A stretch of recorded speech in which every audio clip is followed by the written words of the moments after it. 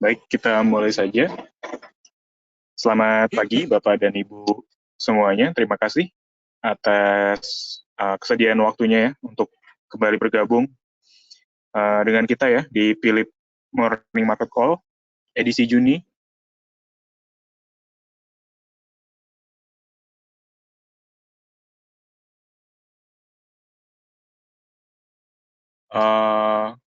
Tanggal 2.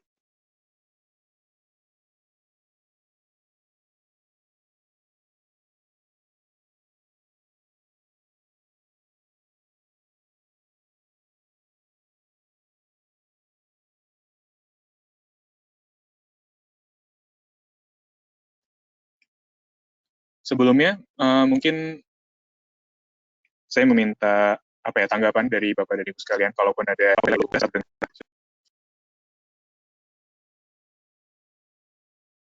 Selamat pagi, Pak Robert. Suara saya apakah sudah terdengar, Pak?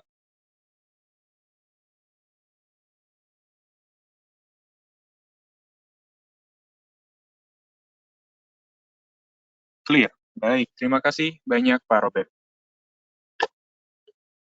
Ya, kita mulai lagi aja.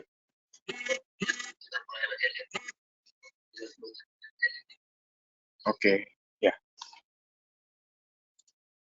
Baik. Kita mulai dari update pergerakan indeks di regional Asia dan juga Eropa, begitu juga di Wall Street ya, dan juga beberapa harga-harga komoditas, di mana indeks harga saham gabungan kemarin ditutup menyusul adanya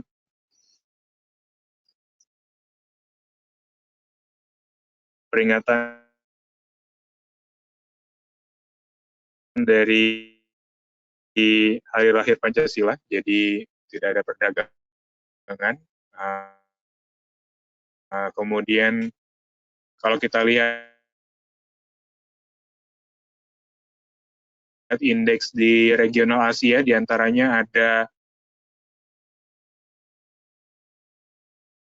Hang Seng yang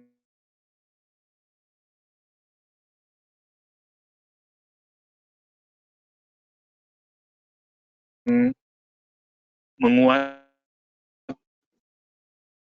1,08%. Kemudian ada Straits Times yang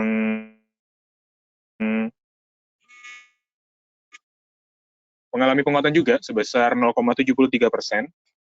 Namun tidak naik turun. Di adanya ada FTSE penguatan 0,8%. Kemudian juga untuk mix dengan pelemahan terjadi di antaranya ada S&P 500 0,05%, disusul dengan Nasdaq yang turun 0,09%. Untuk Dow Jones 13%. Sedangkan untuk pergerakan harga komoditas, mayoritas menguat ya, dengan penguatan yang dipimpin oleh harga minyak dunia. Di antaranya ada WTI, atau acuan minyak dunia untuk benua Amerika, mengalami penguatan 2,11%. Disusul dengan harga minyak acuan untuk regional Asia dan termasuk juga Eropa, di antaranya ada Brent yang meningkat 2,23% ke level 70 atau menembus level psikologis 70 dolar per barrel. Selain itu ada gold yang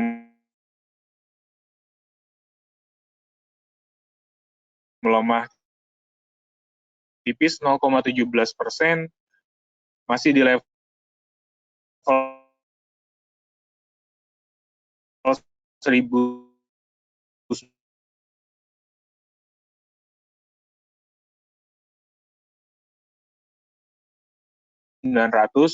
dolar per troy ounce. Kemudian ada coal yang menguat 3,21% ke level 112,40 US dollar per metric ton. Kemudian ada CPO yang melemah 0,71% ke level 3.800 atau di bawah level 4.000 ya, atau level tertingginya yang sempat dia sentuh. Kemudian ada nikel yang menguat 0,10% ke 18.126 US dollar per metric ton. Kemudian ada timah 0,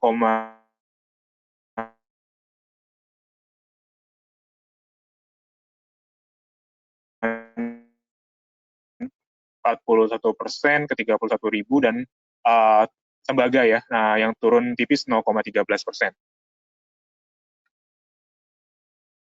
Untuk indeks Asia pada perdagangan pagi, indeks perdagangan hari ini ya dibuka variatif setelah adanya pergerakan dari mungkin untuk posisi tunggu ya risk data pekerja di nah, kemudian ada untuk pagi data 55 level skala indeks, dan mungkin itu bisa mempengaruhi pergerakan indeks kita pada pagi hari ini.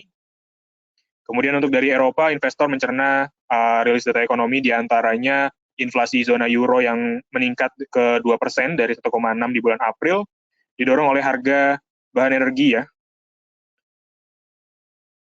Atau inflasi ini sudah berada di atas atau target Bank Sentral Eropa ya, atau ECB yang sekitar 2%. Selain itu juga tingkat pengangguran di zona euro turun menjadi 8% dari 8,1, dan ini memang menunjukkan adanya ekspansi ekonomi ya di zona Eropa. Mungkin ini beberapa market drivers yang bisa dijadikan atau bisa kita asumsikan sebagai sentimen yang akan memberatkan atau yang akan mendorong pergerakan indeks harga saham gabungan pada pagi hari. Selain itu untuk economic calendar untuk hari ini ada GDP Australia di kuartal 1 2021, dan kemudian ada Consumer Price Index Indonesia. Selain itu juga ada PMI ya, yang pagi hari ini sudah dirilis dan menunjukkan adanya ekspansi di kegiatan manufaktur kita.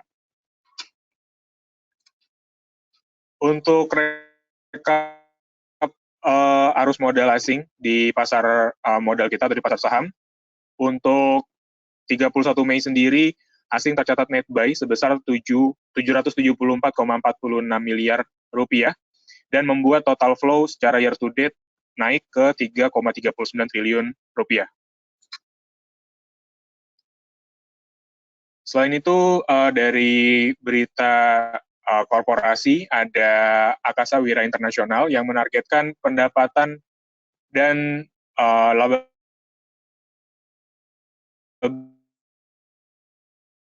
bersih tumbuh 15% di 2021. Selain itu ada Medco Energi yang mencatatkan net loss sebesar 189 juta US dollar di tahun 2020. Kemudian ada Total Bangun Persada yang sudah membukukan kontrak sebanyak 89 miliar rupiah di kuartal pertama tahun 2021. Untuk rekomendasi kita pada hari ini, untuk perdagangan hari ini, di antaranya ada Wijaya Karya. Dengan asumsi teknikal, indikator stokastik yang sudah bergerak dan membentuk pola golden cross ya di area oversold. Hal itu bisa kita tangkap sebagai peluang atau sinyal beli ya, ditambah lagi memang dengan pergerakan teknikal dari Wika sendiri yang saat ini sedang mencoba rebound ya, setelah harga mencapai atau menembus level support di 1260, kurang lebih seperti itu. Nah, untuk target price sendiri, kita asumsikan Wijaya Karya di level 1315 untuk target price pertama, dan target price kedua di 1350.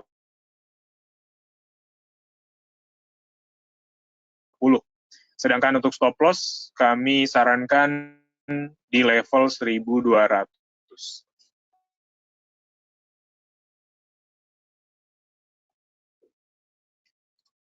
Kemudian ada pabrik kertas Ciwi Kimia, yang kami lihat juga memiliki potensi technical rebound, yang menunjukkan stokastik di level 0,20, stokastik di bawah area 20 indeks, yang berarti menunjukkan ada jual ya dari kalangan investor, dan bisa kita tangkap sebagai sinyal beli kalaupun memang ada rebound yang akan terjadi pada hari ini. Ditambah lagi dengan volume perdagangan yang kembali meningkat ya untuk saham Tekim. Di sini untuk target price kita targetkan di 9.850, dan kemudian target price kedua di 10.175. kami sarankan untuk spekulatif buy di 9.200. Dan untuk stop loss-nya kami sarankan di 8.800. Selanjutnya ada jasa marga yang mungkin saat ini bisa kita kembali koleksi juga ya, dengan pergerakan yang masih dalam fase bullish jangka pendek. Dan secara historikal memang jasa marga ketika mengalami technical rebound biasanya dan memang secara historikal akan bergerak di mencoba menguji area exponential moving average 13, dan itu bisa kita jadikan level untuk taking profit ya, dengan target price kita di 4.022 dan 4.050. Untuk spekulatif buy kita sarankan di 3930, atau mungkin bisa digunakan strategi buy on weakness untuk saham jasa marga. Dan untuk stop loss sendiri kita targetkan atau kita sarankan di 3870. Mungkin itu saja paparan dari kami untuk webinar pagi hari ini. Dipersilakan untuk Bapak dan Ibu yang memiliki pertanyaan, bisa langsung tulis di kolom komentar dan nanti kita akan bahas satu persatu.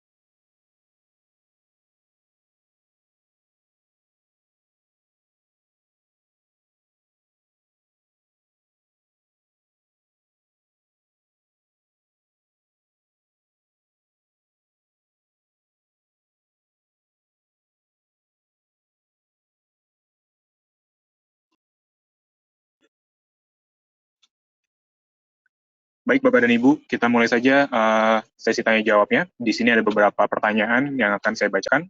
Yang pertama dari Pak Arif yang menanyakan apakah BSDE hari ini sudah boleh masuk atau belum.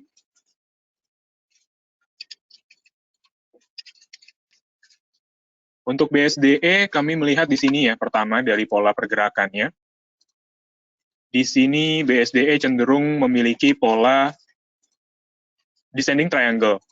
Jadi kalau kita lihat ya, kecenderungan dari descending triangle ini adalah fase kelanjutan untuk fase bearish ya. Dimana kalau kita lihat memang di sini BSDE sudah tidak mampu lagi menembus level resisten yang sempat dia capai dan akhirnya membentuk resisten lebih rendah lagi ya.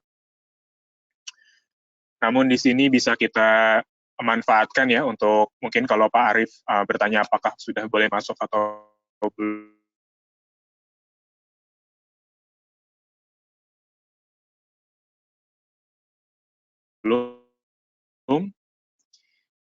mungkin saya sarankan memang bisa dicicil ya, atau spekulatif buy di nanti saya bukan untuk Pak Arief, target price yang ditetapkan untuk BSDE ini tidak begitu jauh ya, karena masih ada peluang atau potensi penurunan lebih dalam lagi yang kita lihat di sini dari pola descending tadi. Di sini mungkin boleh ditetapkan ya target price-nya di level 1170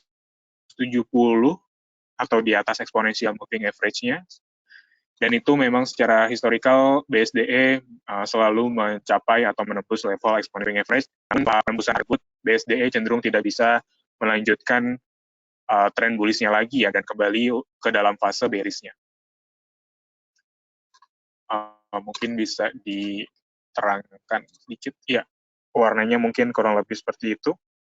Jadi di level 1170, dan kalaupun memang Pak Arief memiliki tingkat risiko yang lebih moderat lagi ya, yang lebih rendah lagi mungkin ada di 1155 target price pertama dan 1170 untuk target price kedua. Pertanyaan dari Pak Hendra yang menanyakan Doit, Java, dan Tebing. Untuk Doit, kita lihat di sini memang stokastik sudah bergerak dalam rentang oversold ya, atau jenuh jual, yang bisa kita asumsikan sebagai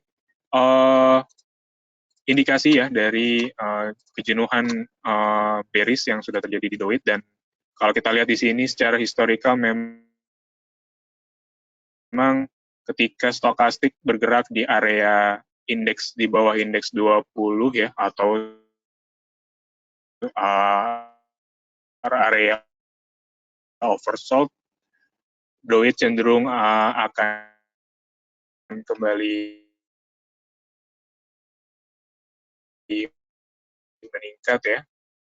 Namun di sini kita lihat memang secara historical ada satu momen di mana harga mencapai level 90 atau rata harga harian selama 90 hari, dan didukung dengan stokastik ya,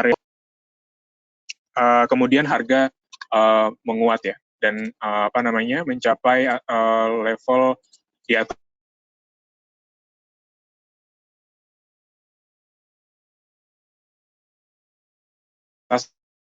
exponential moving average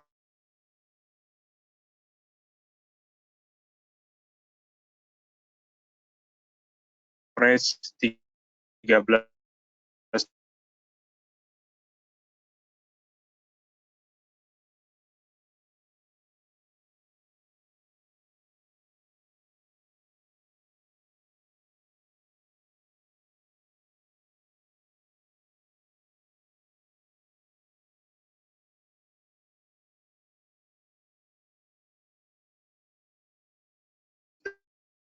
dan 24.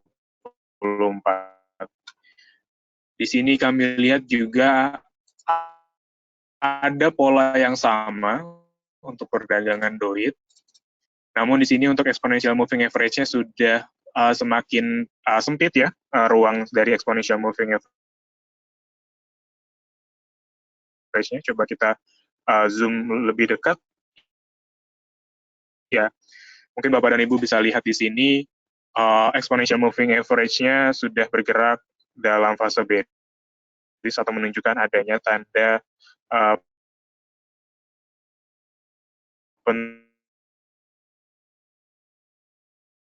penurunan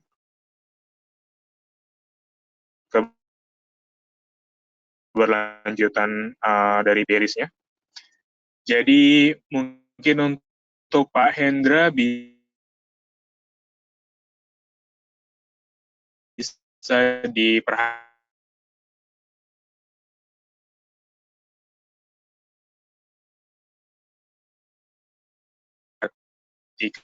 kalaupun memang sudah masuk di level-level tersebut, bisa digunakan target kondisi ya. Yang mungkin kita price pertama di 375. atau sorry 374 lebih tepatnya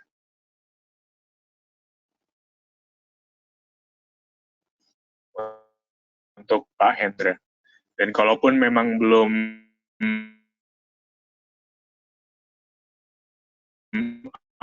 Bapak dan Ibu belum memilih masuk ke saham Doit ini dengan buy on weakness, dengan asumsi memang harga-harga komoditas yang berbeda, hanya Hendra, Java, Bihara, untuk kembali turun. Sini, sorry. Ini kita bisa anggap tidak bisa, dan untuk saat ini dark cloud ini adalah satu pertanda akan mungkin untuk Java dulu ketika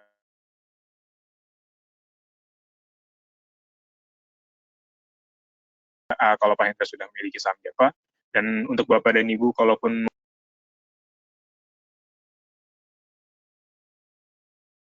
belum memiliki saham Java bisa di hold dulu atau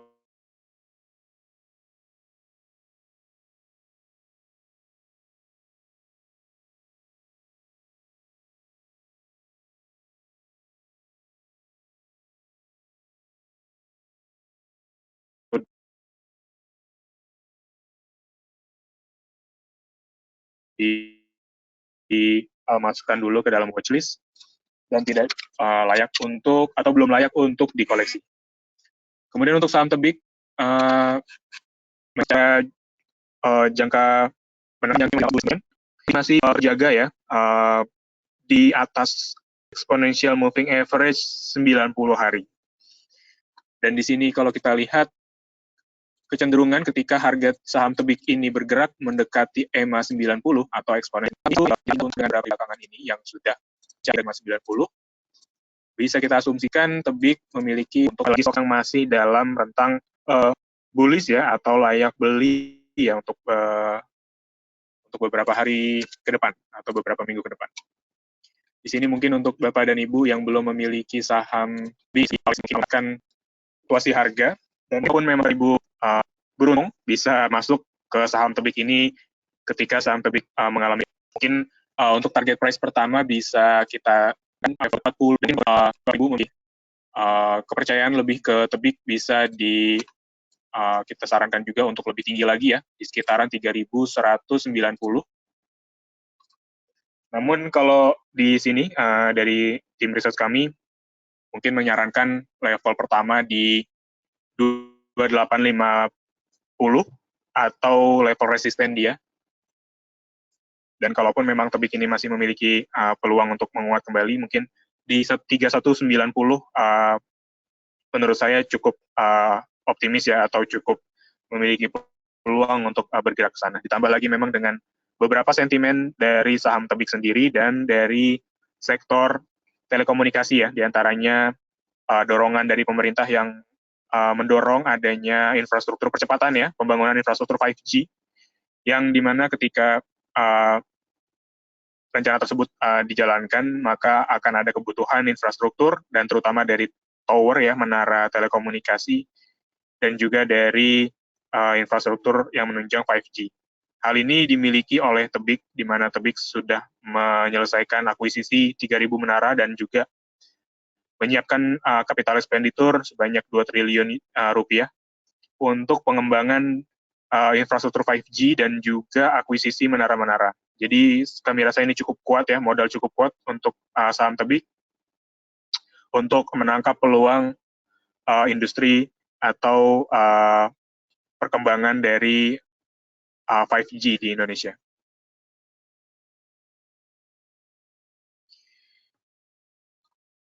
Selanjutnya pertanyaan dari Pak Erik yang menanyakan ada lokal LBF dan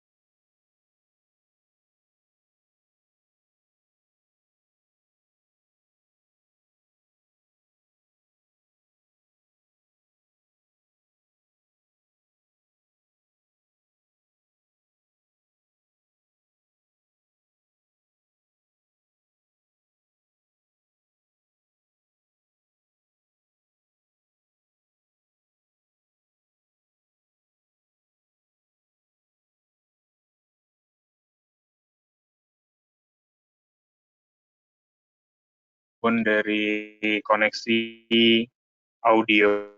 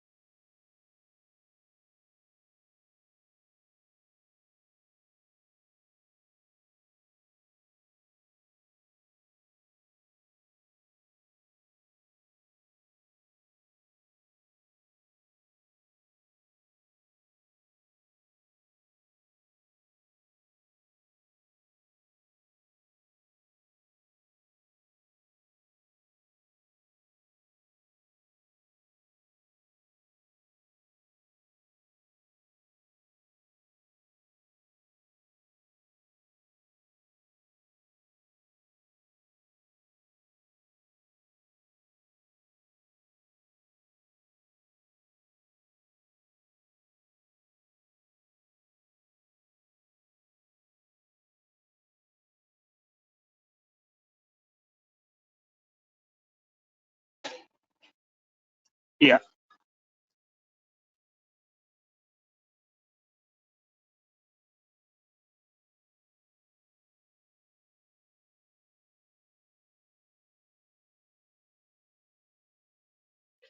ya mungkin untuk Adaro masih dalam fase bearish ya, atau bergerak membentuk kinu beli. Jadi kami sarankan mungkin untuk Adaro bisa di hold terlebih dahulu, karena memang kecenderungan saham ini banyak menandakan fase bearish ya. Jadi kurang aman mungkin untuk masuk ke saham Adaro, dan mungkin kalaupun memang ada penguatan, ruang penguatannya masih khas. Selanjutnya ada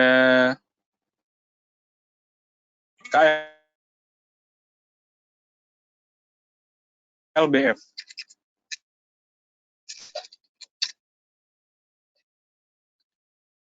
KLBF saat ini masih menunjukkan ada rebound di area support di 1420. Namun secara historis KLB Pharma tidak bisa menembus area exponential moving average di KLB lagi, dan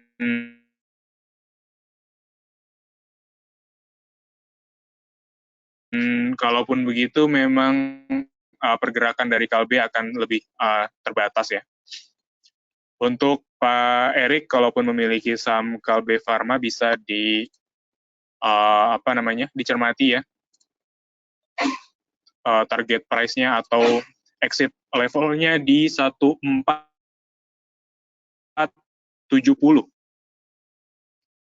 Kurang lebih seperti itu. 1470 bisa digunakan. London, Sumatera, Indonesia. Di sini ada pola hammer ya, dan mungkin untuk perdagangan pagi hari ini ya, di mana indeks sudah dibuka dan LSIP saat ini sedang menguat 1,26%, disusul menyusul pergerakan harga CPO yang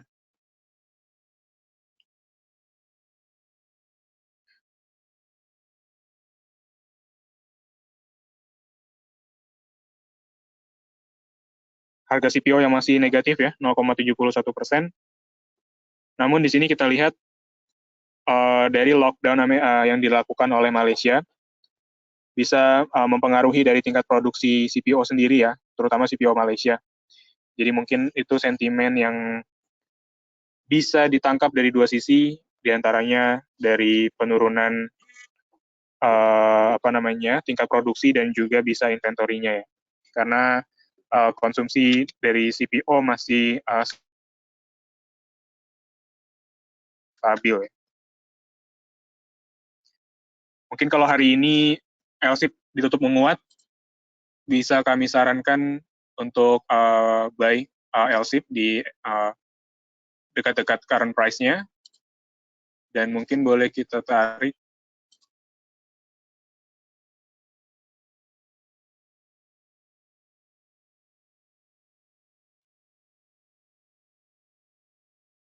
di sini ada level pertama di 1275 ya untuk saham LSIP. Oke, untuk update perdagangan pagi hari ini ya, indeks kita kembali menguat 1,22% ke level 6.019 dengan foreign buy di regular market sebesar atau senilai 180 miliar rupiah. Hal ini mungkin bisa kami tangkap ya dengan adanya rilis data manufaktur kita ya yang kembali menguat dan bahkan mengalahkan level tertingginya yang tercatat di bulan sebelumnya ya sebesar 54, sekaligus membuat kegiatan manufaktur kita yang dihitung dari skala indeks mencapai level tertingginya dalam 1 dekade terakhir. Hal ini memberikan optimisme bagi investor ya dengan adanya data tersebut. Perekonomian kita mulai bangkit dan mulai pulih, ditambah lagi memang dengan data PCE atau Price Consumption Expenditure yang secara man-on-man masih dalam pertumbuhan yang moderat, jadi mungkin itu menambah asumsi dari Bank Sentral US juga yang sebelumnya memang berasumsi bahwa tingkat inflasi yang terjadi kemarin bersifat sementara ya atau temporary. Lanjut mungkin untuk LSIP bisa dikoleksi ketika ada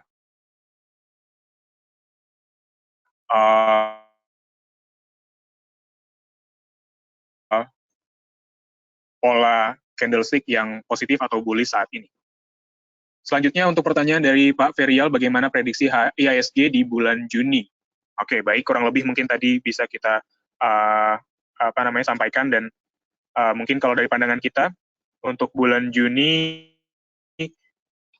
indeks harga saham gabungan ya, kalau kita lihat dari data historical,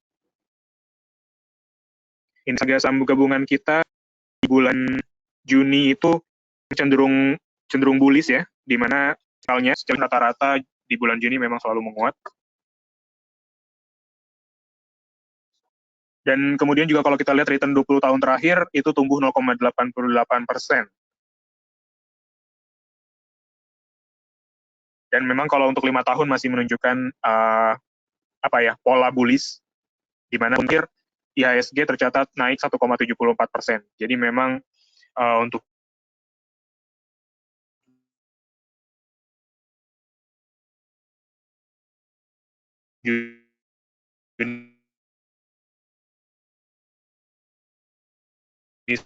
sendiri kita prediksi IHSG cenderung bullish, dan mungkin bisa secara teknikalnya ya, untuk secara teknikal mungkin IHSG sedang dan akan menuju level resisten dia di 6.115 yang sempat IHSG capai di bulan kita Maret. Pertanyaan dari Bapak atau Ibu Trisha, bagi untuk SMBR dan ACE, bagaimana kalau baru mau entry? Kalau baru mau entry, di sini kita lihat SMBR ya, dari indikator stokastiknya sendiri sudah bergerak di area overbought. Jadi ini kami lihat sebagai pergerakan yang mulai terbatas ya untuk SMBR. Dan kalau kita lihat di mungkin 2 bulan terakhir ya, di 2 bulan terakhir ini SMBR selalu tertahan di bawah exponential moving average 24.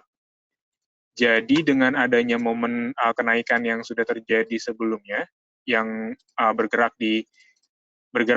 menyentuh level dynamic resistance dia MA13.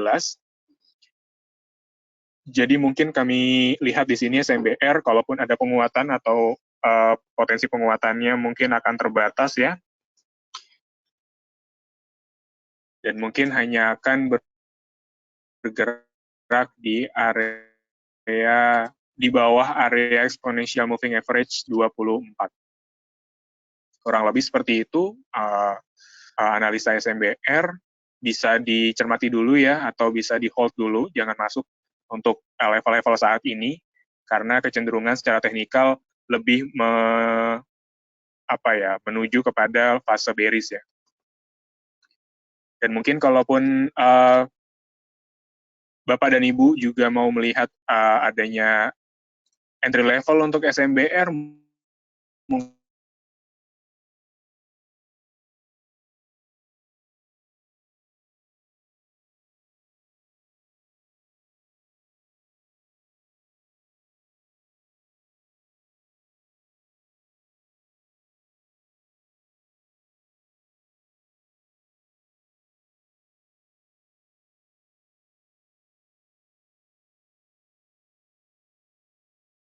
mungkin kami sarankan di level 620 atau level mendekati support dia ya, kalaupun memang ada di SMBR.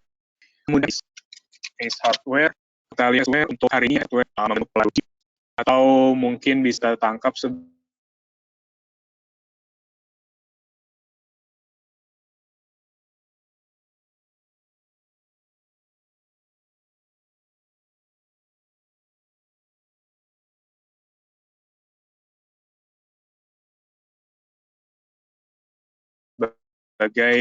tanda-tanda investor atau trader yang ragu untuk kembali masuk ke saham Ace yang sudah bergerak di area overbought-nya atau jenuh jual, jenuh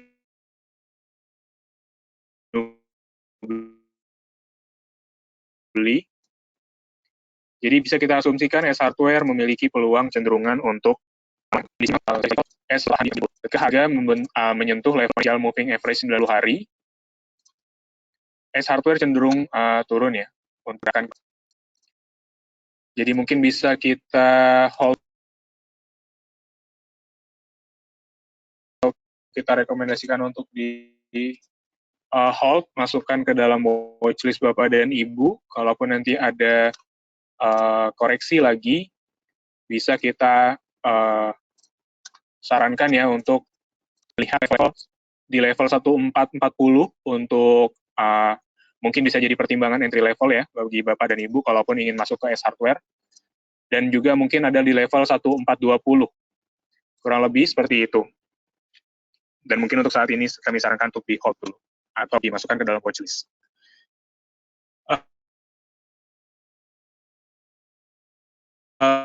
Pertanyaan selanjutnya dari Ibu Evilian. Bagaimana tentang BMRI? Ya, kalau kita lihat secara teknikal BMRI sudah mencapai level dari teknikalnya BMRI lalu tertahan ya level EMA 90 dan memiliki kecenderungan untuk turun. BMRI ini untuk terpuru bisa dicermati juga ya kalaupun memang ada technical rebound di sekitar 5.900 atau yang bisa menunjukkan pergerakan yang menguji level support, dynamic support ya. Jadi mungkin bisa dicermati untuk Ibu Evi 5.900. Kalaupun memang ada pembalikan arah atau candle atau formasi candle membentuk formasi bullish reversal di area yang mendekati 5.900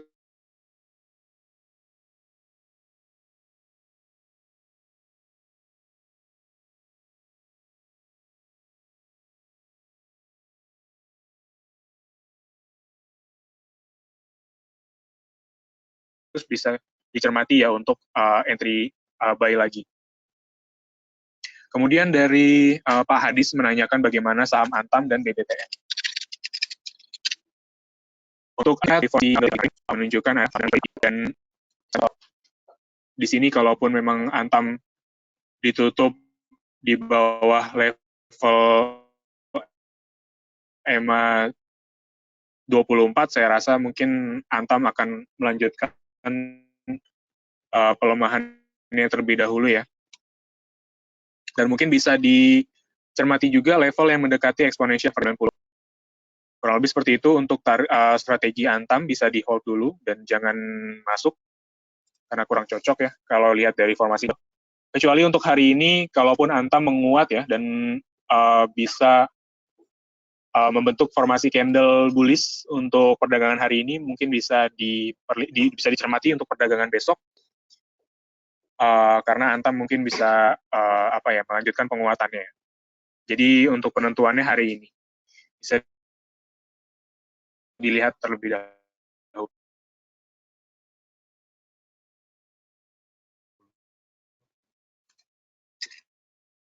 Kemudian ada BBTN, Bank Tabungan Negara. Kalau dari indikator stokastik, BBTN sudah dalam fase jenuh beli, dan mungkin kami lihat di sini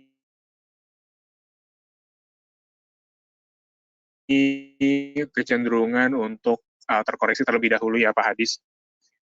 Dengan asumsi kita ya, beberapa abang ya yang menunjukkan di bawah bergerak ya di bawah.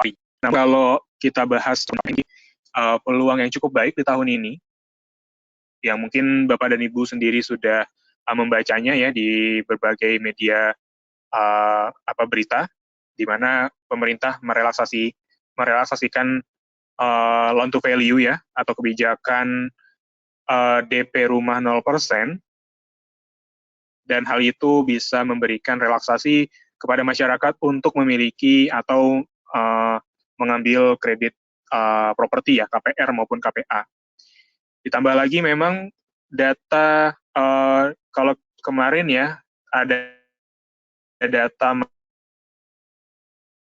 money supply, M2 money supply yang dikeluarkan oleh Bank Indonesia ya. Kalau kami cermati dari beberapa data tersebut, bisa dilihat bahwa kredit di sana ada data konsumsi dan di breakdown lagi diantaranya di rumah dan kredit. Nah, dari rilis data tersebut, kredit pemilik rumah mengalami pertumbuhan masih baik di bulan April sebesar 5,6, Maret sebesar 4,3%.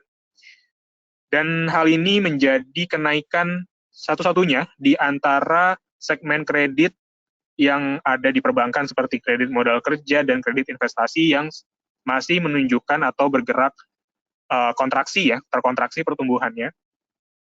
Namun untuk kredit konsumsi mengalami pertumbuhan 0,3 didorong oleh kenaikan dari kredit pemilikan rumah. Jadi mungkin kami bisa lihat ya secara sentimen positif masih membayangi atau bisa mendorong laju dari BBTN.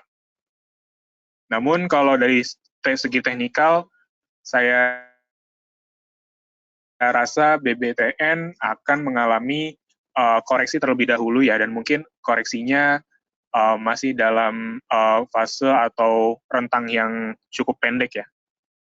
Bisa dicermati juga. Kalaupun ada pembalikan arah di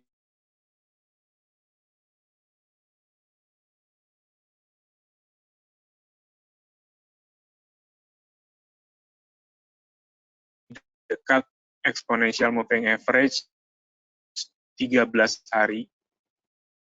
Kurang lebih pembahasannya seperti itu untuk BBTN, karena kebetulan kemarin ada rilis data terbaru ya, M2 money supply, dan lebih cenderung dan condong pertanyaan atau di sell. Mungkin kalaupun memiliki saham Pewon, saya sarankan mungkin kalau dari sisi teknikal ya, masih ada peluang untuk kembali menguat. Dan dari stokastiknya juga masih bergerak menguat ya. Sorry, ya kurang lebih seperti ini. Masih dalam fase atau pergerakan yang Papua ini cenderung akan mengutul eksponensial 10. Jadi X levelnya ada di 520, dan kalaupun Pak Azan memiliki profil resiko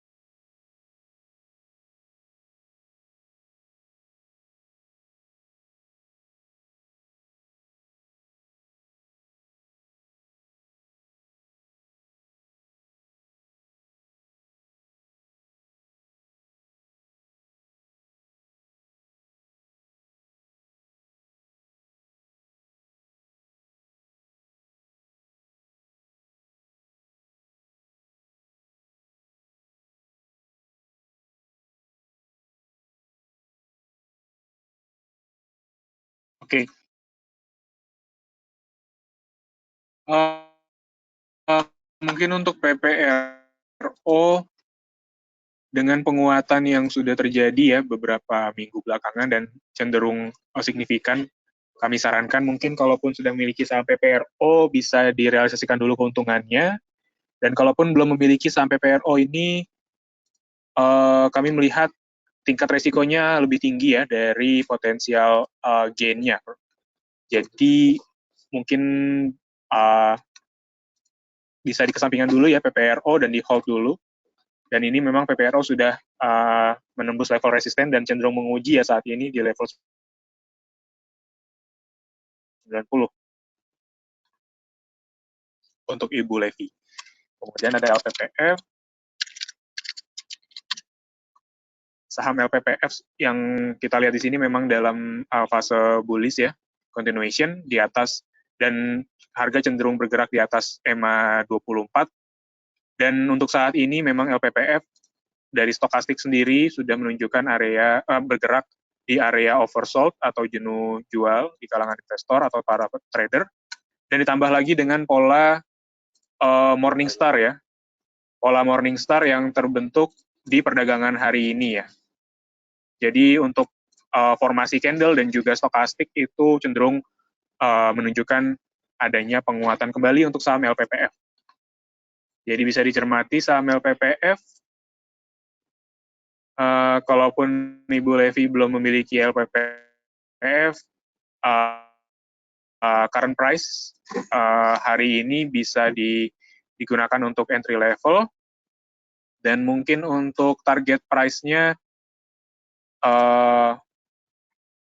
kita bisa sarankan di level,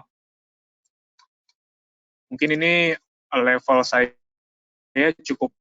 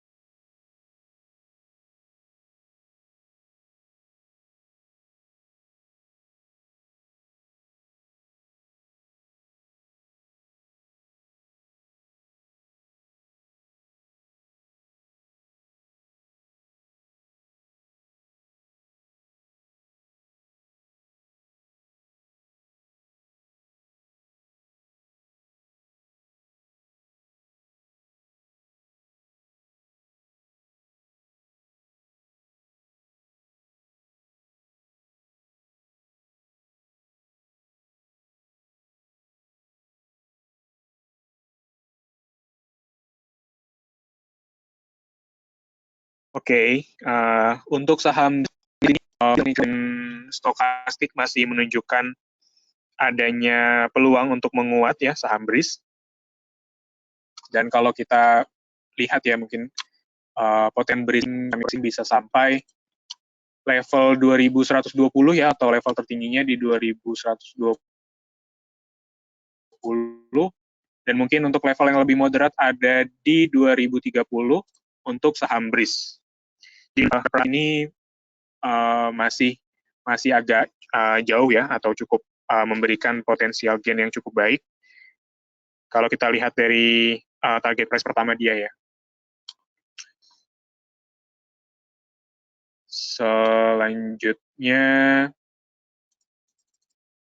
Selanjutnya ada saham BTPS.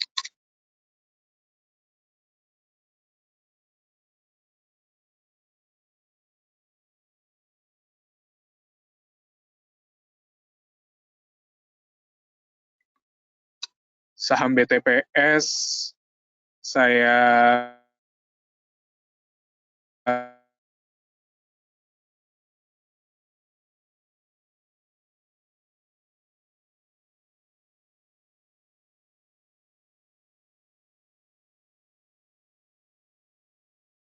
rasa mungkin di sini sedang menguji exponential moving average 24 ya, atau dynamic resistance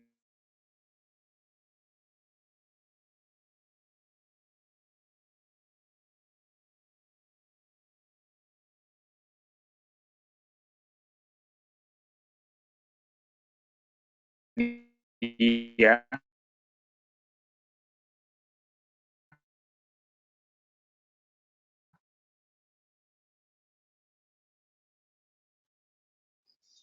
Dan kecenderungan untuk saham BTPS ini memiliki karakteristik pergerakan yang tidak bisa menembus level EMA 24 tersebut.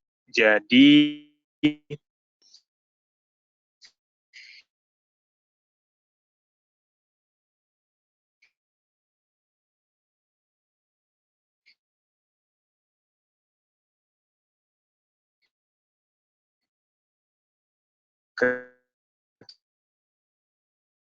ketika BTPS ini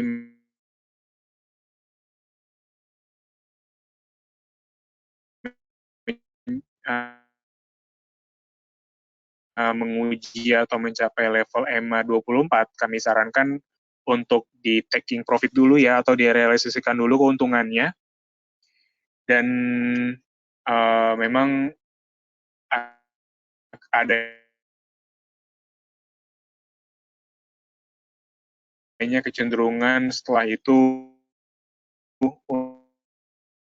untuk fase bearish yang akan terjadi.